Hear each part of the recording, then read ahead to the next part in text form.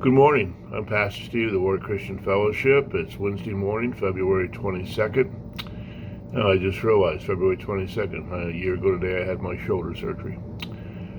I'm glad you could be with me today and have a time of devotion.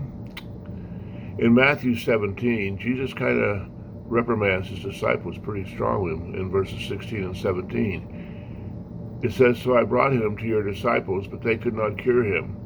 Then Jesus answered and said, O faithless and perverse generation, how long shall I be with you? How long shall I bear with you? Bring him here to me." Jesus gave his disciples the power to cast out demons and perform miracles of healing in his name.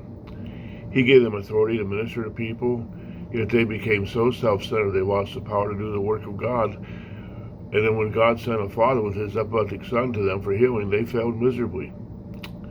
They were so concerned with position and status, according to Mark 9, that they lost their focus on what God wanted them to do. And what he wanted to do through them is really the fact of the matter. Jesus' response to his disciples included some of the harshest words ever to come from his mouth.